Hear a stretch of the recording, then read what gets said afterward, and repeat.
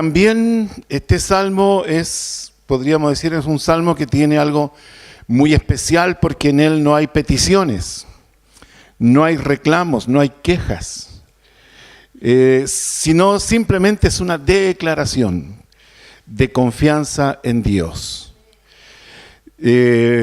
Comenzando entonces, ahora sí, hermano Raúl, comenzando, este salmo habla de la confianza en Dios. La confianza en Dios. Si me defino como un creyente en Dios, ¿cómo lo demuestro? ¿Yendo a la iglesia? ¿O con una afirmación? ¿O como un concepto? Si soy un creyente, ¿me defino como un creyente activo o un creyente pasivo? Porque puede haber diferencias, ¿cierto? Un creyente activo es una persona que tal vez participa, y un creyente pasivo es una persona que no tiene mucha participación en las cosas de Dios ni en la iglesia, sin embargo, se define como creyente.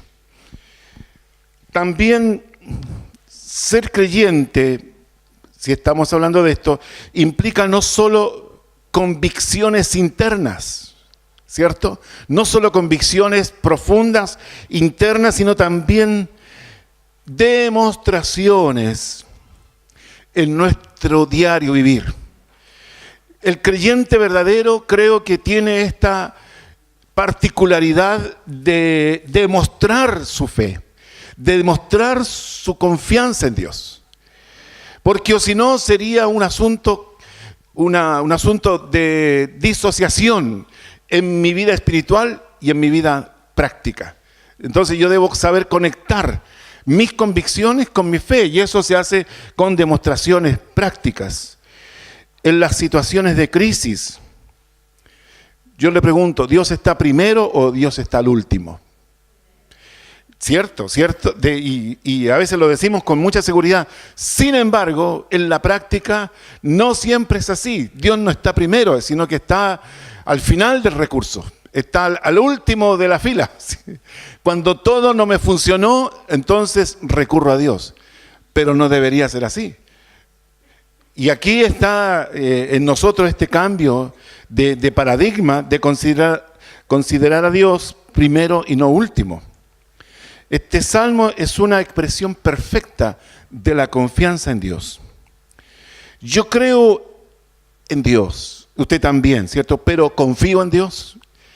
Ya, y esto ya se pone un poquitito más, ¿cierto? Más comprometedor. Confío en Dios. ¿Hasta dónde yo confío en Dios? ¿Hasta dónde yo confío en Dios? También, ¿qué debo agregar para que sea confianza plena en Dios? Porque uno dice, yo confío en Dios. Sin embargo, ¿es una confianza plena, total, absoluta? ¿Qué yo debería mejorar? Por ejemplo, mi fe, la fe nuestra, crece o mengua, ¿cierto? También me entrega a Dios. ¿Hasta dónde yo me he entregado a Dios? ¿Hasta dónde no me he entregado? El tiempo de oración, mi tiempo es bueno, es débil, hay una práctica, hay un hábito de oración, porque de alguna manera todas esas cosas ayudan a que mi entrega a Dios sea real, que mi confianza en Dios se demuestre, se exprese, sea práctica. La intimidad con Dios, tener tiempo de intimidad con Dios y conocer su palabra. Si yo no conozco su palabra, no puedo ser una persona que active la fe, porque la fe viene por el oír la palabra de Dios. Y cada día, yo no sé si a usted le pasa, pero esta semana lo comentábamos, cada día usted amanece con una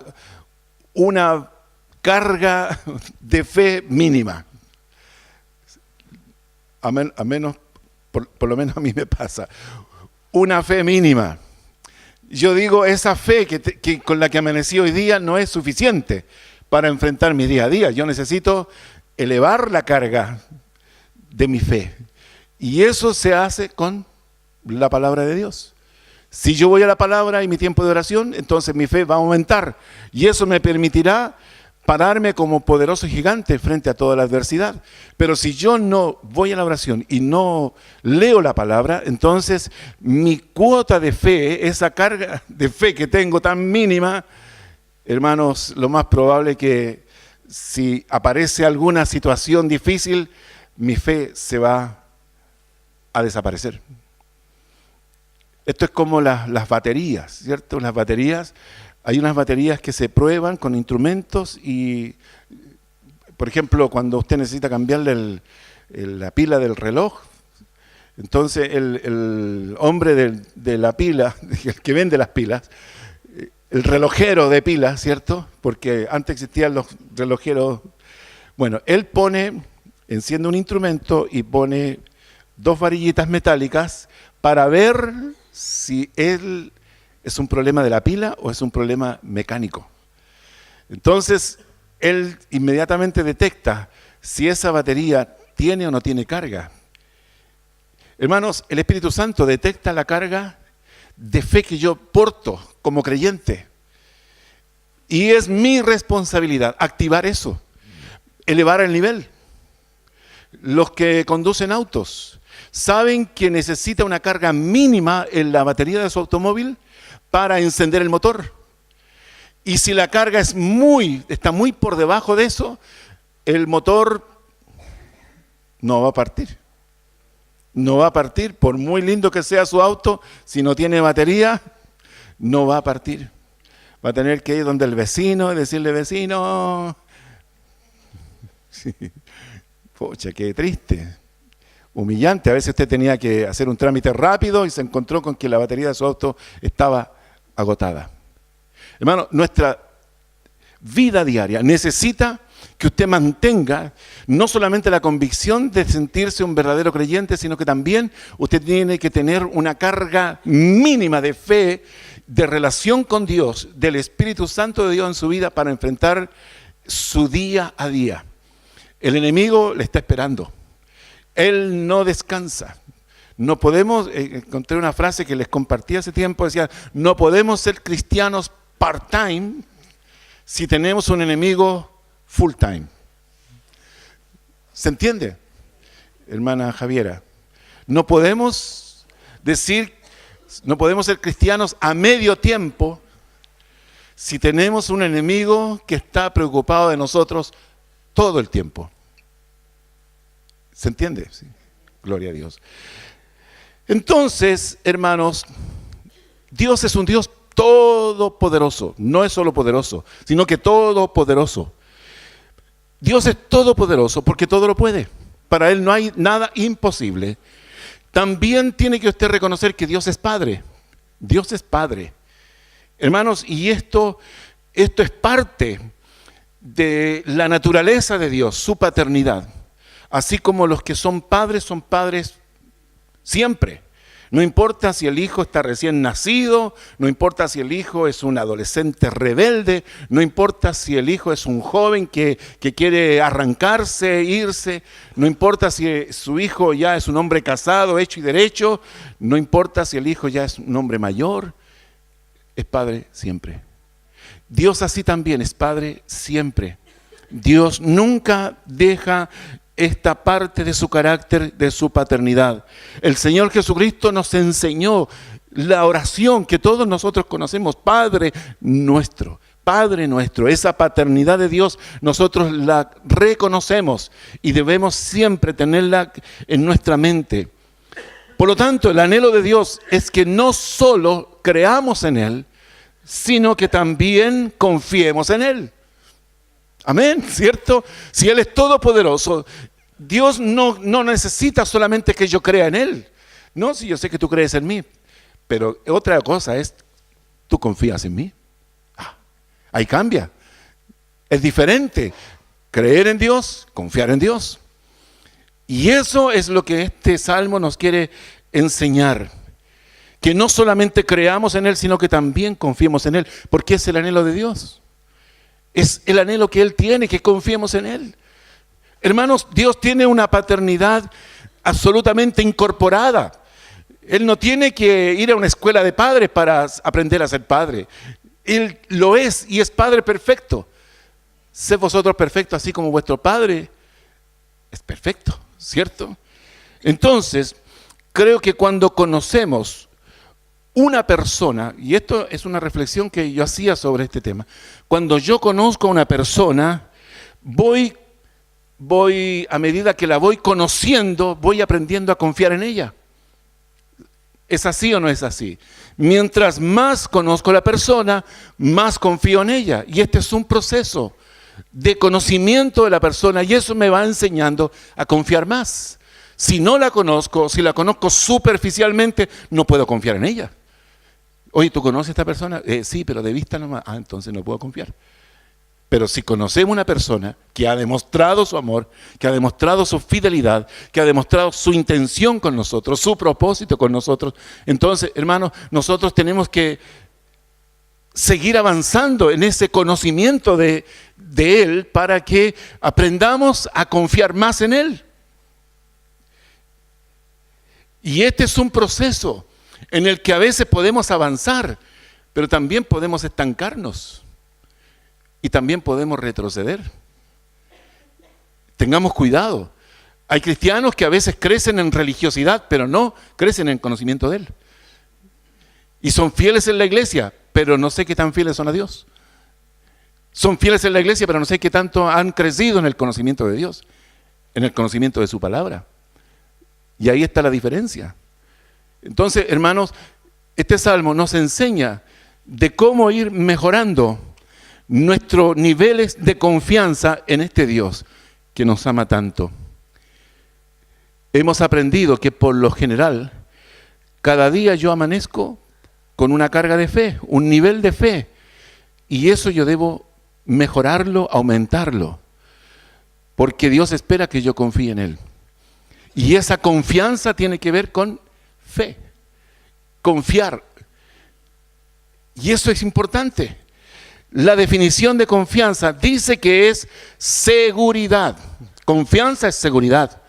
O también confianza es una esperanza firme acerca de la integridad, de la capacidad y del carácter en quien yo he depositado esta confianza. Es decir, yo confío cuando conozco la integridad, la capacidad y el carácter de esa persona. Hemos hablado, por ejemplo, de ser personas predecibles, en el sentido de que yo puedo, cual sea el problema, anticiparme a que la reacción de esa persona no va a ser una sorpresa para mí. Y a veces uno se lleva desagradables sorpresas, decepcionantes sorpresas, porque en estas circunstancias apareció un aspecto de la personalidad de esta persona que yo no conocía. Oh, sí, está todo bien, pero de repente aparece algo diferente y se presenta esto y la reacción, yo nunca me imaginé que esta persona iba a reaccionar así. Sin embargo, Dios ha dicho, miren, yo soy una persona confiable. Ahí está mi palabra, conózcanme. Todo lo que yo digo en mi palabra, usted puede creerlo, puede apropiarse de eso y puede cobrar las promesas que yo hago ahí. ¡Wow! Qué importante, hermanos. Confianza es eso. Es esperar firmemente porque conocemos su integridad, conocemos su capacidad, conocemos su carácter. Confianza también es esperar con firmeza y seguridad. Confiar también es encargar o comisionar o delegar o entregar algo al cuidado de. Dios espera que nosotros confiemos en Él en el sentido de que le encarguemos nuestra vida a Él, al cuidado de Él. Mire, qué tremendo es eso, ¿eh? Que nosotros seamos capaces de dar el paso de fe de que Él se encargue de nosotros, de confiar en Él plenamente. Hermanos, y yo diría que cuando un padre recibe ese voto, ¿cierto?, de aprobación, es un padre que se enorgullece de los hijos que tiene. Mis hijos me aman, mis hijos confían en mí. importante. Dios es así. La otra palabra, confiar y fiar significa garantizar, dar seguridad. Fiar es dar esa seguridad, creer en. Por lo tanto, la confianza puede derivar aún en una presunción. Yo me puedo jactar de que Dios no me va a fallar. Si el sol llegara a oscurecer y no brille más, yo aún confío en el Señor, que Él no va a fallar. Hermanos, la palabra de Dios, aunque ande en valle de sombra de muerte, no temeré mal alguno, porque tú estarás conmigo. Hermanos, eso es confianza. Confianza. No vamos a hacerlo tan largo, pero es que este salmo es cortito, entonces vamos a tratar de tomar los aspectos más relevantes. Por otra parte, es importante reconocer que el ser humano pasa por momentos críticos. Todos nosotros pasamos por momentos de crisis. Perdemos seres queridos. No manejamos todas las circunstancias. Pasamos por momentos de enfermedades, por ejemplo, por crisis económicas, situaciones que no podemos manejar, situaciones de incertidumbre. Pasamos también por momentos de debilidades, donde necesitamos resolverlo. Hermano, y esto es como lo que yo necesito cuando yo estoy pasando un momento difícil, necesito dónde apoyarme, dónde pisar firme. Las crisis me llevan a buscar dónde aferrarme. ¿Qué es lo que a mí me ofrece seguridad? Qué importante es. Porque a veces en medio de una crisis, por ejemplo en una familia, de repente emerge un líder, una persona que tiene la fortaleza para enfrentar eso. Y todos ellos se apoyan de él, ¿cierto? Se aferran a esa persona porque esa persona tiene esa madurez, tal vez, entereza para enfrentar la situación. Pero cuando eso no está, necesitamos a alguien en quien apoyarnos. Necesitamos a alguien que nos dé seguridad. Algo en quien nosotros confiar, que nos brinde apoyo. Y este salmo expresa un profundo sentimiento de confianza en Dios.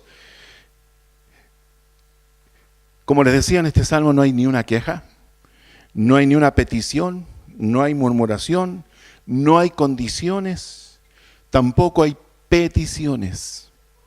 Es una declaración. Entonces, número 1, mi Dios ayudador.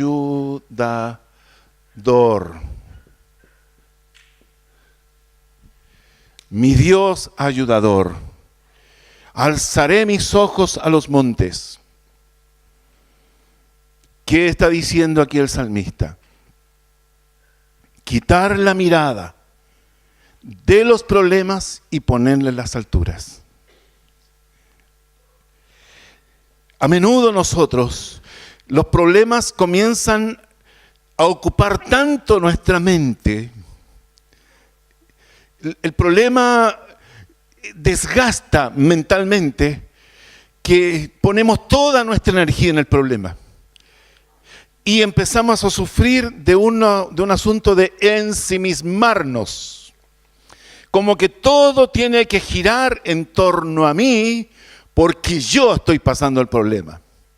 Como que todos tienen que tener una consideración conmigo, como que todos tienen que pensar en mí, todos tienen que enfocarse en mi problema, en mi necesidad, porque yo soy el pobrecito. ¿Pasa eso o no pasa eso? Claro que pasa. Entonces el salmista no quiere que eso siga ocurriendo. Él dice, yo voy a quitar la mirada de mi problema y la voy a poner en las alturas.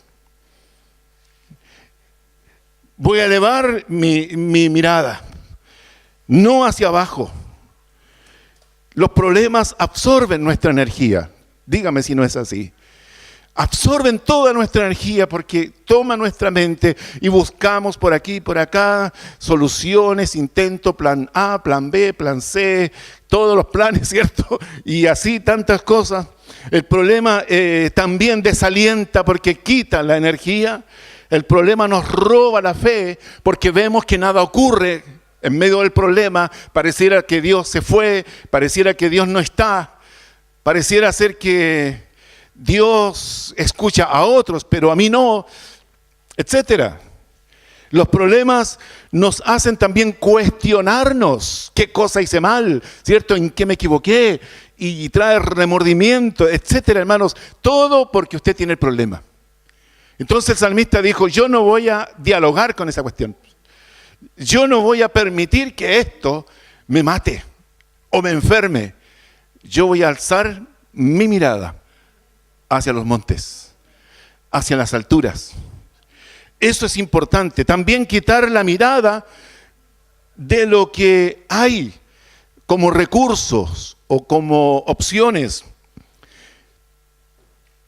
El salmista dice, alzaré mis ojos a los montes. No pondré mis ojos en mi ahorro, en mis recursos económicos, en mis recursos materiales. No pondré mi mirada en mi capacidad personal. No pondré mi mirada en otras personas de las que yo tengo expectativas que pueden arreglar mi problema. Yo elevaré mi mirada hacia los montes. No pondré mi confianza en la experiencia que yo he tenido para manejar situaciones. No pondré mi confianza en los expertos. Usted sabe que hoy día hay expertos para todo, ¿cierto? Antes el médico era un todólogo. Hoy día el todólogo es el filtro, ¿cierto?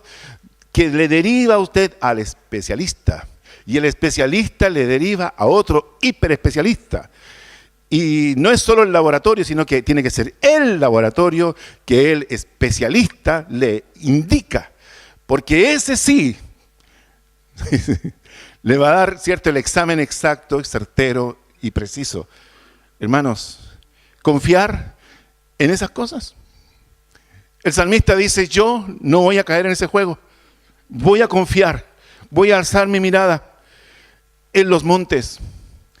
Se dice que esta expresión viene de los viajeros que peregrinaban hacia Jerusalén y venían agotadísimos, imagínense, por el desierto, y de repente veían los montes. Esas colinas que ellos miraban era el lugar donde estaba Jerusalén. Era el lugar donde estaba Sión, el lugar de la habitación de Dios. El salmista está diciendo eso. Los montes, el lugar de las alturas, el lugar donde está Dios. Cuando divisaban los montes era porque estaban acercándose a Sión, el lugar de la morada de Dios.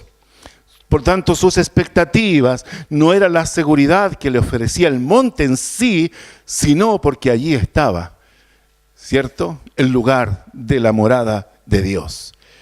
Entonces la decisión, esto es como un monólogo, ¿cierto? Alzaré mis ojos a los montes y hace una pregunta retórica como para enfatizar la respuesta. ¿De dónde vendrá mi socorro? Y eso suena como a jactancia, ¿cierto? Suena como a una confianza desmedida. ¿De dónde vendrá mi socorro? Mi socorro viene de Jehová. Y tu socorro, hermano, viene del Señor. Tu socorro viene de tu Dios. Tu Dios que no es pequeño, sino el que hizo los cielos y la tierra. Por lo tanto, Él hace la diferencia. Mi socorro no viene de la creación, sino que viene del Creador. Mi expectativa no está en lo que Él hizo en la tierra, sino en quien hizo la tierra. Esa es y debe ser nuestra confianza, confiar en el Creador. ¿De dónde vendrá mi socorro? Mi socorro viene de Jehová. Él es mi socorro. Él me envía el auxilio. Él es quien me ayuda. Él es mi ayudador. Hermano, qué importante es incorporar este concepto en nuestra propia vida. Dios sabrá quién toma, Dios sabrá cómo lo hace, Dios sabrá cuándo lo hace, Dios sabrá a través de quién lo hace. Lo importante, hermanos, es que usted sí o sí tiene un Padre Celestial que es su ayudador. Que es su ayudador. Y si no es cuando usted quiere, porque a veces somos medio... demandamos, ¿cierto? Con urgencia. Hermanos. Y apuramos a Dios. Señor, si hubieras estado aquí, mi hermano no habría muerto. Hermano, en esa urgencia a veces tratamos a Dios. Pero Dios sabe como Padre cuándo darnos lo que necesitamos. Usted no es mala madre cuando usted le niega el caramelo a su hijo, ¿cierto? No es mala madre porque usted le niega el caramelo. ¿O es mala madre? Yo creo que usted tampoco sufre de remordimiento, ¿cierto? Por negarle el caramelo al hijo cuando lo demandó y le hizo la pataleta.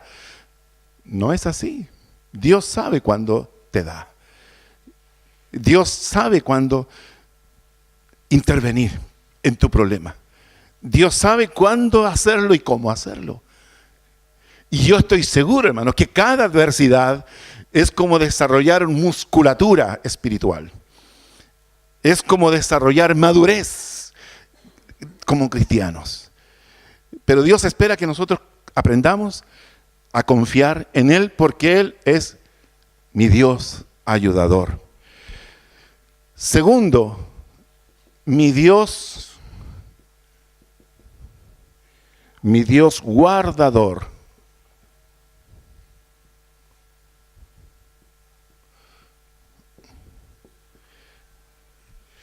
Mi Dios guardador. Dice, no dará tu pie al resbaladero, ni se dormirá el que te guarda.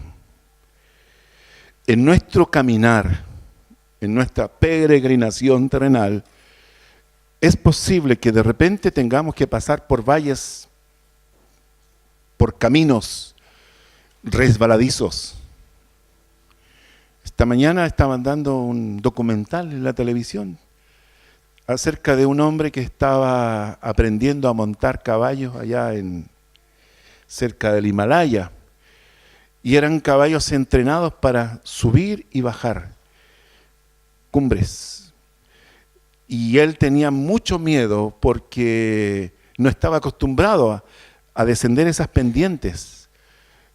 Pero ese animal, ese caballito, sabía cómo enfrentar.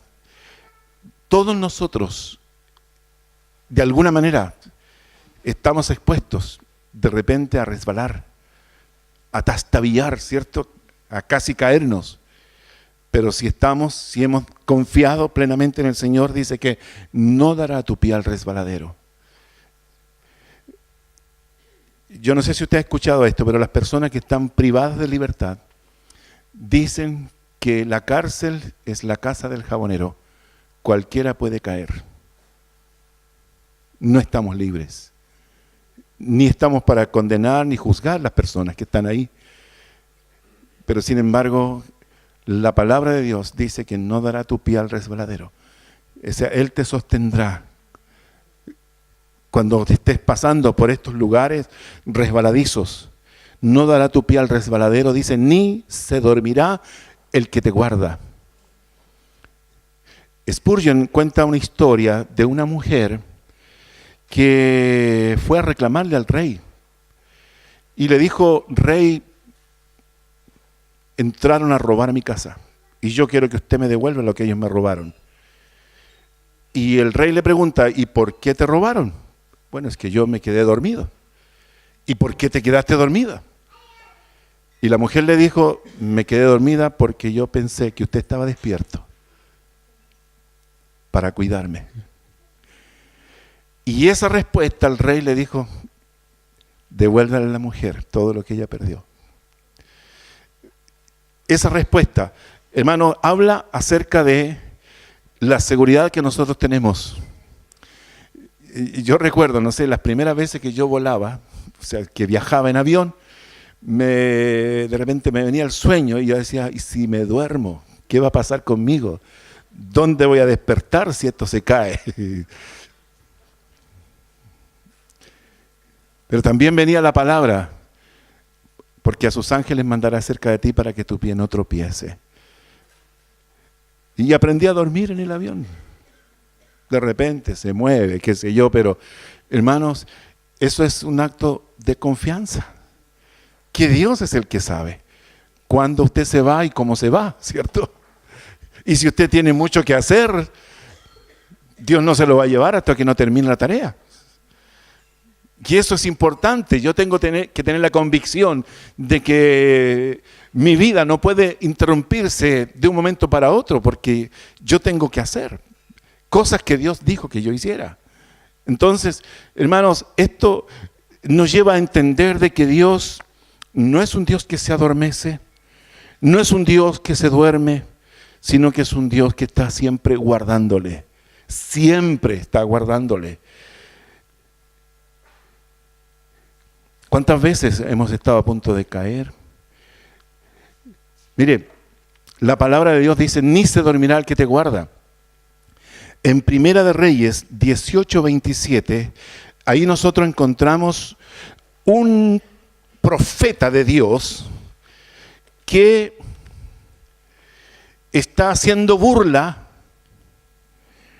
de los profetas de Baal. Porque ellos estaban preocupados porque no caía el fuego. Entonces decía, grítenle. Tal vez está pensando, está meditando. Tal vez está medio dormido. Griten más fuerte. Porque en la mitología de esos pueblos existían los conceptos de que los dioses funcionaban así como por estaciones. En el invierno estaban vigentes algunos dioses y el resto de los meses cesaban sus funciones. Se acababan las cosechas, cesaban las funciones y como que el dios entraba en un letargo, como en una cosa así como de los osos, ¿cierto? Donde pueden hibernar, hermanos. Y esa es la jactancia de Elías, que les provocaba, porque él sabía que Dios no se duerme, no se adormecerá ni dormirá el que guarda a Israel. Los dioses babilónicos se dormían, pero el que guarda a Israel está siempre en vela a favor de su pueblo. Sus ojos siempre están atentos, sus ojos siempre puestos sobre sus hijos, guardándonos. Número 3. Mi Dios protector. 5 y 6. Dice, Jehová es tu guardador, Jehová es tu sombra a tu mano derecha. Tu sombra. En Hechos capítulo 5, perdón, primero, ¿cuántos conocemos el Salmo 91? Dice, el que habita al abrigo del Altísimo morará bajo la sombra del Omnipotente. Y este salmo dice, Jehová es tu sombra.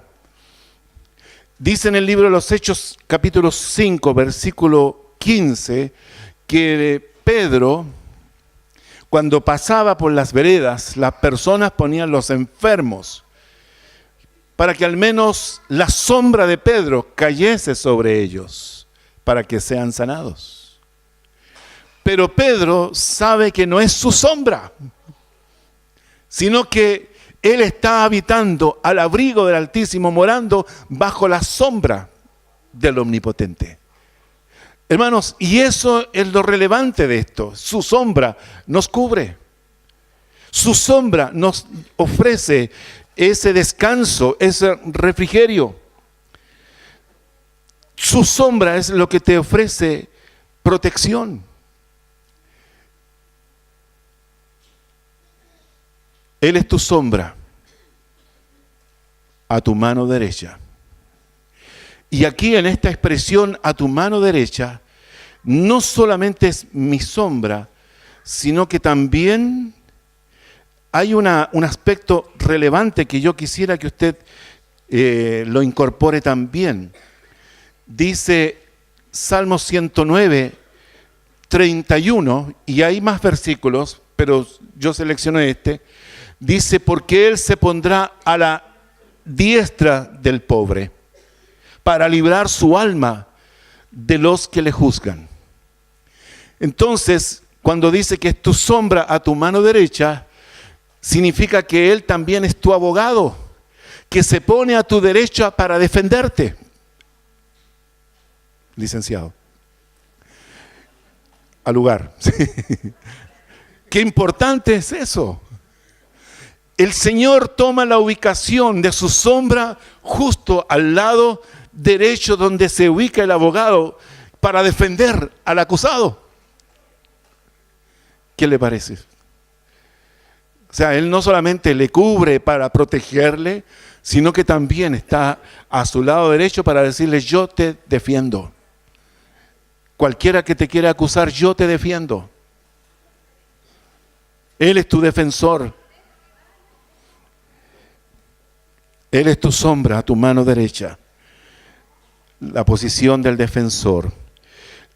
El sol no te fatigará de día, ni la luna de noche. Es decir, el Señor te ofrece una cobertura, una protección las 24 horas.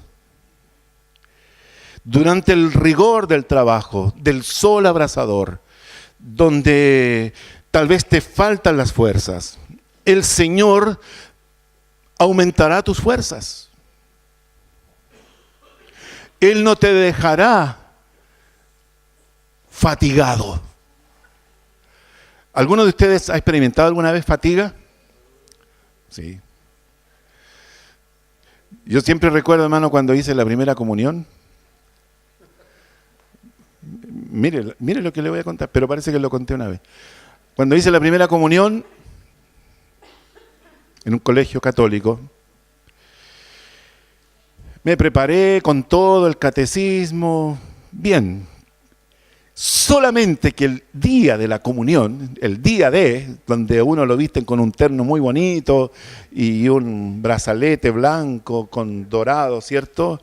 Y un librito blanco con el catecismo y todo eso, al instructor que nos tocó, no sé si era un sacerdote o tenía cierto grado, pero no era un sacerdote pleno. Él dijo, ese día, niños, yo quiero que ustedes vengan en ayuna. Nos dio la orden de venir en ayuna. Todos teníamos que venir en ayuna. Y cuando estábamos en medio de la ceremonia, de repente me desvanecí. Me caí. Y me sacaron unas personas afuera y me dieron agua y me echaron viento. Y alguien dijo, es que le dio fatiga. Y yo nunca me olvidé de esa experiencia porque fue una experiencia nueva para mí y también muy, yo diría, choqueante. Me marcó eso. Y yo dije, yo no quiero que me vuelva otra vez a dar fatiga. ¿Y sabe cuándo tuve la convicción de que nunca más me iba a dar fatiga? Cuando leí este salmo. Dice, el sol no te fatigará. Cuando hablamos de fatigarnos, habla de un quiebre de la energía, donde ya no responde la energía. Hay algunos ingenieros que calculan la resistencia de los materiales. Hay una especialidad dentro de la ingeniería que se llama resistencia de los materiales. Entonces ellos dicen, a ver, ¿cuánto peso puede soportar esta viga? Ellos hacen el cálculo de la estructura, hacen un cálculo de la resistencia, hasta que al final dicen, mire, si usted le pone más peso, esto va a ceder. Si usted se mantiene dentro de la norma, esto va a soportar. ¿Cuántos puentes, por ejemplo, o estructuras se han desplomado? Y llegan los ingenieros a tratar de justificar el por qué se dio la estructura, y la razón que dan, dicen, no, fatiga del material. Ahí termina todo, ahí se cierra el sumario. Si el edificio era nuevo, van a ir a buscar al calculista, al ingeniero, y ahí va a correr el dinero y los buenos abogados, y a esas personas no les va a pasar nada. Hermanos, cuando el Señor es tu protector, nunca tú te vas a quebrar por fatiga. El Señor te dará fuerzas. Desde el sol no te fatigará de día, ni la luna de noche. La fatiga es un estado de gran cansancio, dentro de la definición que yo encontré, por una actividad muy intensa. Dios conoce tu punto de quiebre, Él conoce tu punto de resistencia. Él no pondrá más carga sobre ti que la que tú puedes llevar, la que tú puedes soportar. Y si te faltan las fuerzas, puedes tomar esta palabra como una promesa y decirle: Señor, tu palabra dice que el sol no me fatigará, que mi trabajo no me va a fatigar, que tú me darás las fuerzas. Y luego agrega, dice, ni la luna de noche, ni la luna de noche. Se le atribuían a la luna poderes de influir en las personas, donde la luna afectaba el juicio, el buen juicio. La palabra de Dios, por ejemplo, en el libro de Mateo, habla acerca de que el Señor sanó a un lunático, ¿cierto? Mateo 17:15, donde un padre trae a su hijo lunático. Es decir, era una persona que tenía sus facultades mentales perturbadas y además de eso tenía demonios. Y el demonio de tiempo en tiempo le hacía caer y entraba en convulsiones y nadie podía sanarlo. Pero el Señor sí puede sanarlo. Por lo tanto, hermanos, la palabra de Dios cuando habla de la luna de noche también habla acerca de tu buen juicio, de tu salud psíquica, de tu salud espiritual. El Señor habla de tu equilibrio mental, de tu capacidad de razonar, de tu capacidad de controlar también tus emociones, tus sentimientos, aún tus recuerdos. Wow. Yo no lo había pensado. Pero qué importante es saber que el Señor me guarda de mi trabajo físico, pero también Él protege mi alma.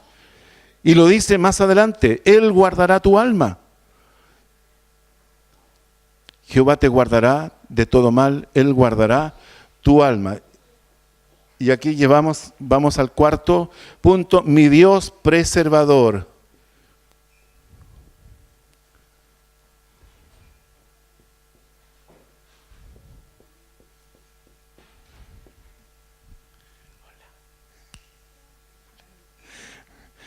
Jehová te guardará de todo mal, hermano. El Padre Nuestro nos enseña, y líbranos del mal. La versión correcta, la traducción correcta no es líbranos del mal, sino que líbranos del maligno. Esa es la palabra exacta, líbranos del maligno. El Señor dice que Él te guardará del maligno, te guardará de todo mal, te guardará de toda influencia maligna. Guardará tu vida espiritual. Dice en Mateo capítulo 10, 28,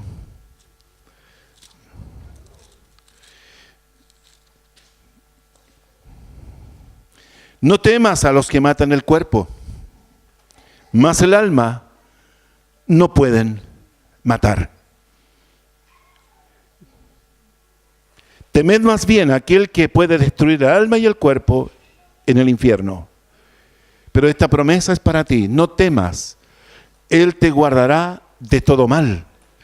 Aunque tu cuerpo tal vez no te acompañe, aunque tu cuerpo se debilite, aunque tu cuerpo se enferme, aunque en algún minuto tengas que abandonar tu cuerpo para ir a la presencia de Dios, aún así el Señor te guardará de todo mal. Porque Él te advierte, no temas al que mata el cuerpo. Porque el cuerpo lo puede matar una enfermedad, un virus, cualquier cosa. Sin embargo, el alma está garantizada por la palabra de Dios que Él nos guardará de todo mal. Él guardará tu alma. Y finalmente, dice el versículo 8, Jehová guardará tu salida y tu entrada. Jehová guardará tu salida y tu entrada desde ahora y para siempre. Es decir, no son solo promesas para el viajero que va a veranear a Melipilla o a Padre Hurtado, sino que para el peregrino,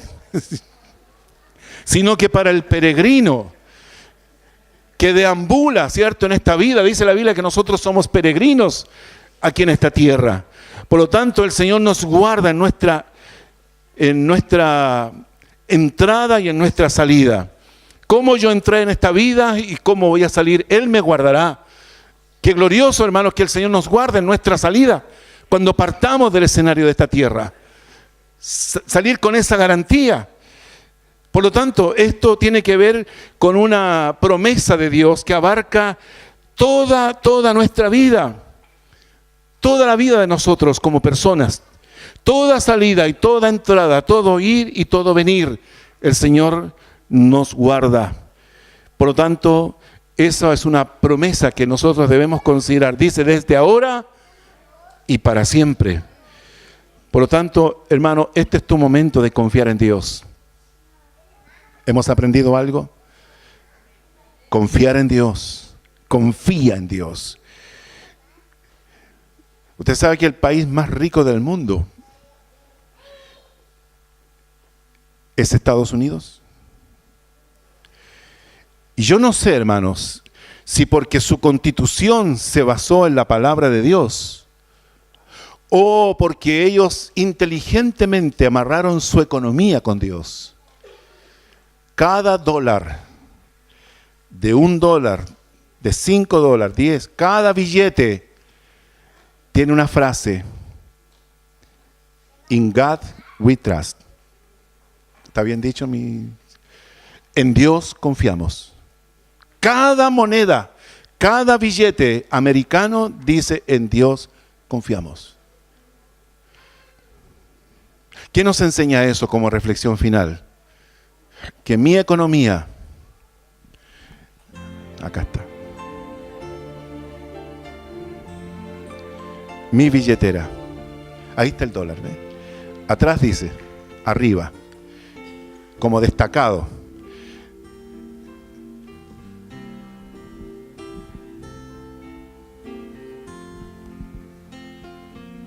en Dios confiamos. Hay gente que lo usa de amuleto, sí es verdad. Pero nosotros, los hijos de Dios, debemos aprender a conectar nuestra confianza en Dios también con nuestra economía. En Dios confío, no confío en esto, confío en el Señor. Hermanos, por lo tanto, este es su tiempo de tomar a Dios como su ayudador, como su guardador, su protector, y quien le preserva en su entrada y en su salida desde ahora y para siempre. Deje de poner la mirada en su problema y en su vida. Deje de poner la mirada en las circunstancias y en las personas y ponga sus ojos y elévelos hacia los montes, porque de ahí vendrá su socorro. De ahí viene su socorro.